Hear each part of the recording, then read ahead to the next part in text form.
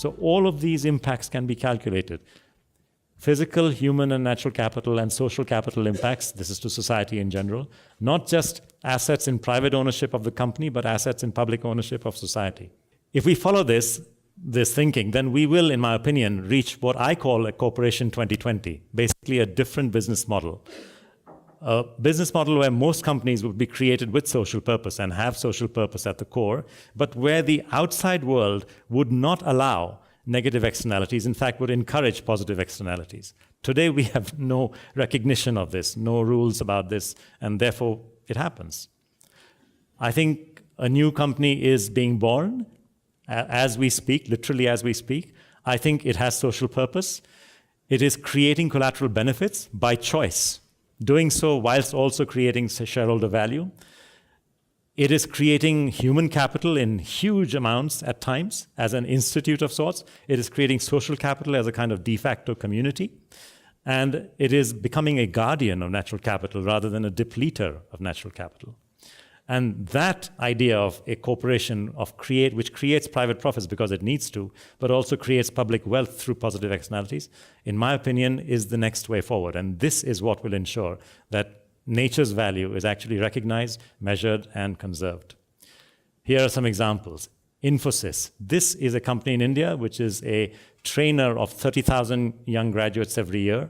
We worked out, this was in 2011, we worked out how much were their positive human capital externalities. That means when an individual who's been trained by you, who's learnt on your clients, and who's basically got your brand because it's a great brand, and then moves to somewhere else, she or he takes with them a lot of knowledge, which is basically a lot more than when they came in expecting this was their expectation of income over life. When they went out, this was their expectation. Part of the difference between this triangle and that triangle is what the company did for you, the training, the brand, and the experience. We calculate that.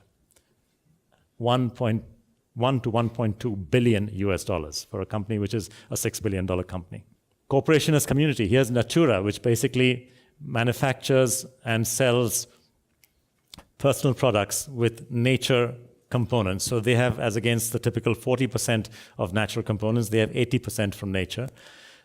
They sell it not through shops, but through a network of largely housewives. They don't call them housewives, they call them consultants. So their 1.5 million consultants sell their products to their friends, family, etc. in the villages and the towns.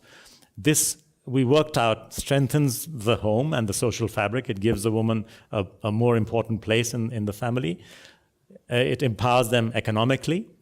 It provides part-time work because the woman is doing her housewife work, but she's also doing this selling. So therefore, it adds to the labor force without adding to the headcount. So actually, in metrics terms, it would be improving labor productivity in Brazil.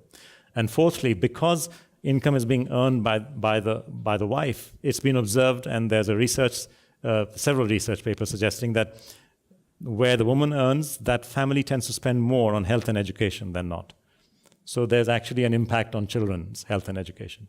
4 positive externalities of a business model created by this company. It's got a community. It talks about it as a community. This is a term that I started using when I visited them. So this is their term. That's how they describe it.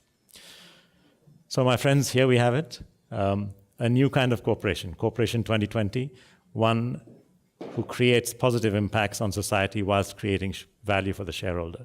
One who will automatically tend to value and therefore respect and therefore conserve nature.